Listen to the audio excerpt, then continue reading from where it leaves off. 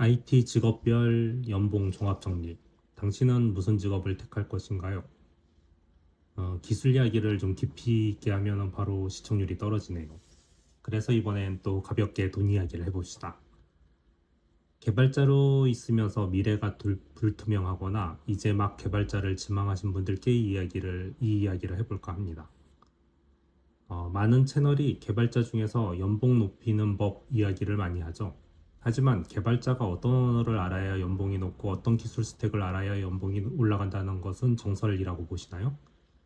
실제로 그걸 믿고 현업에 뛰어드신 분들, 만족스러운 연봉을 받고 계신가요? 제가 이번에 해드리려는 이야기는 여러분의 지금까지의 노력을 헛수고로 만들어버릴지도 모릅니다. 하지만 보다 높은 연봉을 위해서라면 제로부터 다시 시작해도 괜찮다는 분들은 끝까지 봐주시면 좋겠습니다. 물론 이 이야기는 일본에서의 연봉 기준이고 게다가 제가 경험한 내용이 기준이다 보니 실제와는 다를 수 있습니다. 그래도 제가 경험한 내용이다 보니까 이 정도를 받을 수 있구나 하고 참고 정도만 해주시면 좋겠네요. 일단 IT 엔지니어를 크게 나누어 보겠습니다. 좀 그림을 보여드리는데 이게 바로 엔지니어 테크트리를 제가 구성해 본 그림입니다. 잘 안 보이시죠? 보지 말라고 작게 했습니다. 일단은 여기에는 개발자는 그림이 없습니다. 이상하네. 왜 개발자를 뺐지? 일단은 개발자를 이야기를 해드릴게요. 개발자는 업무를 IT 언어로 바꾸어 컴퓨터 위에서 업무를 하는 프로그램을 만드는 사람을 뜻합니다. 게임들인데 무슨 게임이 업무냐고요? 그냥 얘를 업무로 든 것이 뿐이니까 태클은 사양합니다. 예전에는 서버 개발자, 클라이언트 개발자로 나뉘었으나 요즘은 프론트엔드, 백엔드, 콘솔, 인베디드 개발자 등등 여러 종류가 있죠. 이들은 수요가 많기 때문에 쉽게 접근을 할 수 있으나 최고봉까지 올라가는 사람들은 극소수이고 많은 사람들은 수요가 많은 400에서 600만 원 정도 전후의 급여를 받겠죠. 하지만 PL, SE 등등으로 올라가면 갈수록 연봉의 상승폭이 커집니다. PL은 보통 600에서 750만 원이 많고요. SE는 800만 원 정도부터가 시작입니다. 비즈니스 영어가 되면 1500만 원까지 노려도 되는 부분이죠. 물론 외자계 프로젝트로 가야 하고요. 일본에는 외자계 프로젝트가 상당수 있습니다. 일은 언제나 많으니 다른 사람들이 채갈 걱정은 없습니다. 개발 언어 문제가 아니고 생성형 AI 관련 개발이나 블록체인 개발 등의 특수한 분야에 대해서는 가파르게 몸값이 상승 중입니다. 생성형 AI는 거의 파이썬으로 많이 하고 있고요. 블록체인은 노드.js 위에서 개발하는 케이스가 많습니다. 오픈제필린이나 트러플이 모두 노드.js에서 올라가는 데다가 대부분의 연계형 서비스가 노드.js 위에서 올라가는 케이스가 많다 보니 그쪽 프론트 개발자들도 몸값이 올라가지요. 하지만 개발과 아키텍트는 다르다 보니까 개발자의 몸값은 1000만 원까지는 가지 않는 경우가 대부분입니다. 소프트웨어 아키텍처를 그릴 수 있는 사람들이 비로소 2000만 원 이상도 바라보는 그런 시장이 되지요.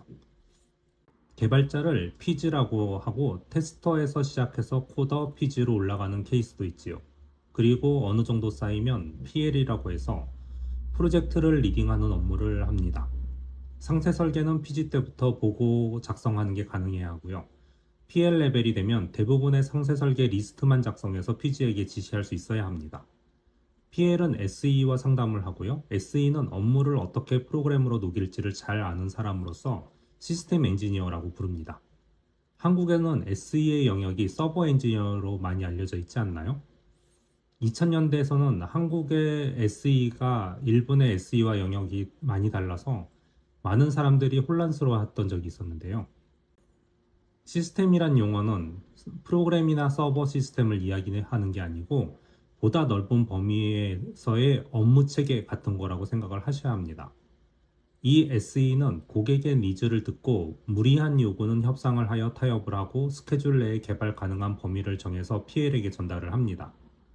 대규모 프로젝트의 개발 인력만 6,000명 정도 들어가거나 하면 PL은 10명 전후의 멤버 단위로 그룹을 만들고 SE가 각 담당 PL들과 조율하게 되는 것이죠. SE도 이 정도 되면 20년 정도로 나뉘어져서 분야별로 나뉘어집니다. 참고로 니테레라고 하는 방송국 전산화 프로젝트가 6,000명 개발자로 4년짜리 프로젝트였지요. 그럼 PM은 뭘 할까요? 일본에서의 PM은 개발 코드를 모르는 사람들이 많습니다. 말 그대로 프로젝트를 관리만 할 뿐이죠. 그런데 개발도 모르는 PM이 잘 해낼까요? 개발도 모르는 사장이 사업을 잘 해나가듯이 PM은 프로젝트의 정당성을 문서로 녹이고 기본 설계를 만들어 고객에게 이해를 시키고 프로젝트 예산 관리 및 하청 관리 등 개발과는 전무한 일을 하기 때문에 오히려 개발자가 PM이 되는 경우가 생각보다 적죠. 기본 설계와 상세 설계가 구분이 안 되시는 분들도 많을 텐데요. 프로젝트에 들어가는 문서들의 정리는 분량상 다음 기회에 해보도록 하겠습니다. 서버 엔지니어, 시스템 엔지니어라고 부르지 않는 이유는 한국과 일본의 시스템 엔지니어의 정의가 달라서 혼란을 막기 위해서입니다. 윈도우즈, 리눅스, 유닉스 등의 서버 위에 올라가는 OS에서부터 CPU, 메모리, 디스크 등의 특성을 알고 가장 최적의 구성으로 서비스를 올릴 수 있는 환경을 만들어주는 직업입니다. 요즘은 클라우드 환경이 되면서 서버 엔지니어의 역할을 클라우드 서비스가 해주다 보니 서버 엔지니어 없이 서버리스로 서비스를 올리는 케이스들도 있어서 중요도가 떨어지고 있긴 하지만 아직도 레거시 시스템이 많은 대기업에서는 빠질 수 없는 존재이지요. 단순 OS만 안다고 되는 것이 아니라 IOPS라던가 TPMC 등의 성능에 좌우되는 다양한 요소를 알고 있어야 해서 생각보다 허들은 있습니다. 그래도 처음 들어가기에는 가장 쉬운 것이 시스템 모니터링부터 할 수가 있지요. 시스템 모니터링은 말 그대로 모니터를 멍하니 8시간 내내 쳐다보다가 빨간 줄이 뜨면 전화해서 알려주는 일 뿐입니다. 이렇게 시작하는 서버 엔지니어가 많다 보니까 10년이 되어도 잘 모르는 사람들이 있어서 능력의 편차가 아주 큰 분야이지요. 그래서 서버만 오래 하는 것보다 여기에 개발, DB, 네트워크, 시큐리티 같은 다른 영역을 추가로 배워서 확장하는 케이스가 많고요. 그렇게 하지 않으면 살아남기 힘든 분야입니다. 처음에 서버 모니터링 요원으로 들어가면 연봉이 300만 엔 언저리에서 시작하고요. 나중에 클라우드 자격을 가지고 서버 엔지니어로 들어가면 450만 엔 전후에서 찾는 기업들이 많습니다. 그리고 꽤 실력이 생기면 600만 엔 정도까지는 가지요. 거기서 막히는 사람들이 다른 쪽으로 눈길을 돌리게 됩니다. 네트워크 엔지니어. 네트워크는 사람의 혈관과 같은 중요한 역할을 하기 때문에 기본적으로 자격증을 따고 나서 취업되는 케이스가 많습니다. 작은 실수에도 서비스 자체를 마비시킬 수 있고 잘 모르고 설정하면 어디에서 문제가 발생하는지 찾지도 못하게 되지요. 자격증만 따서 네트워크 엔지니어가 된 초보들이 많이 하는 실수인데요. 예전에 소니의 엘리오 카드라는 신용카드 문제도 네트워크 담당자는 아니라고 우기는 걸 제가 찾아서 해결한 거라던가 넥슨에서 메이플 스토리 점검 중에 웹서버는 멀쩡한데 점검 페이지가 보였다 안 보였다 하는 증상이 생겨서 전원이 매달려서 찾다가 제가 찾아낸 것이 파이어월에 룰이 좀 많은데 줄여보자 해서 줄여서 해결했지요. 그때는 주니퍼 네트워크스의 1GBps짜리 방화벽을 사용했는데 60만 유저가 동시에 열리면 들어가려고 F5를 연타를 하니까 방화벽 CPU가 99%를 찍고 유저를 받다 말다 하는 현상이 생겼는데요. 800라인이 넘는 룰을 같은 룰이지만 400라인으로 줄여서 해결을 했습니다. 이런 같은 장비를 써도 다른 효과를 내기 때문에 아주 중요한 역할을 하게 됩니다. 때문에 연봉 수준도 미경험의 자격증만 있어도 450만 엔 정도부터 들어갈 수 있는 곳이 많고요. 경력에 따라서 800만 엔 정도까지는 쉽게 상승을 합니다. 연봉 대비 업무량이 적어서 그냥 평생 워라밸을 생각하면서 살기 아주 좋은 직업이라고는 하지만 IT란 게 미래는 모르잖아요. 언제까지 편하게 될지는 저도 모르겠습니다. 데이터베이스 엔지니어. 제가 가장 자신 있어 하는 분야인데요. 데이터베이스는 설치부터 고생이 많다 보니 설치 전문가와 DBA라고 불리는 운영 전문가, 그리고 튜닝 전문가와 아키텍트라고 하는 설계 전문가로 나뉩니다. 보통 DBA로 들어가서 설치, 튜닝, 설계 단위로 올라가기도 하고요. 설치는 트러블 슈팅이 같이 따로 있어서 그쪽으로만 가기도 합니다. ERD를 그리고 보는 능력과 쿼리 플랜을 보면서 병목의 위치 파악, 그리고 전체 퍼포먼스를 어떻게 살려야 할지를 알아야 하기 때문에 튜닝 레벨까지 가면 모든 인프라와 개발을 다 알아야 합니다. 뭐 그런 거 없이 아키텍트가 되었다고요? 그렇다면 저랑 다른 아키텍처를 그리게 될 겁니다. 데이터 구조는 경험이 그대로 녹아져 있거든요. 규모에 따라서 데이터 구조가 바뀌는가 하면 클라우드냐 레거시냐에 따라서도 구조가 바뀝니다. 레거시로 만든 게 클라우드로 옮기면 느려지는데 원인을 모르시는 분 많죠? 레거시와 클라우드의 IOPS에서부터 패킷의 개수, 버퍼 등에 따라서 완전히 다른 구조가 필요하게 되는 것이지요. IOPS가 부족한 경우에 해결 방법도 알아야 하고요. 디스크를 보면 원판에 헤더가 돌면서 데이터를 읽고 쓰잖아요. 안쪽을 읽거나 바깥쪽을 읽거나 같은 RPM이라면 바깥쪽부터 읽는 게 단위 시간당 더 많은 데이터를 읽을 수 있는데 모든 디스크는 안쪽부터 쓰기 시작하는 게 기본입니다. 그래서 조금이라도 더 효율을 내기 위해서 스파스 테이블이라는 가짜 영역을 만들어서 디스크의 판 바깥쪽 쓸 때까지 더미 데이터를 만들어 놓고 하나씩 지워가면서 역으로 쓰는 기술이 있지요. 그 외에도 메모리를 얼마나 잘게 쪼개느냐, 어떤 네트워크에서 서로 통신을 하느냐에 따라서 테이블 구조 및 쿼리 구조를 바꿔가야 합니다.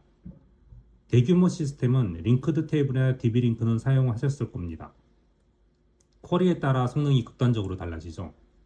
아마 이 정도까지 하시는 분들보다는 거의 성능이 저하되었으니 사양을 올리세요라던가 클라우드는 느리니 레거시로 돌아갑시다 라는 식의 이야기밖에 못하는 게 일반적이라고 봅니다. 그게 데이터베이스만 아는 사람의 한계라고 저는 생각하고요.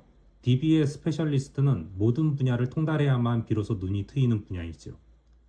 이전 콘텐츠에서 이야기했던 트랩을 걸어서 해커를 잡을 때도 DB에서 쿼리로 감시를 한 것인데요. 즉, 보안 지식이 있는 사람이 DB를 만지면 DB의 쿼리만으로 해커의 유입 경로를 추적할 수 있답니다. 데이터베이스는 설치 쪽이 가장 스킬이 낮긴 하지만 그래도 450만 엔부터 스타트해서 700만 엔까지는 무난하게 올라갈 수 있습니다. DBA는 500만 엔 전후부터 많이 뽑고 있고요. 튜닝이 가능하면 800만 엔, 아키텍트는 1000만 엔이 넘어갑니다.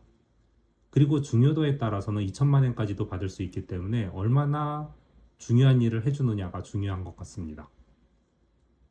최근 새로운 트렌드로 떠오르는 데이터 사이언티스트 계열의 어널리스트 등은 굉장히 높은 연봉을 받고 있습니다. 이들은 ML을 하는 정도만으로도 650만 엔을 넘기는 경우가 많고요.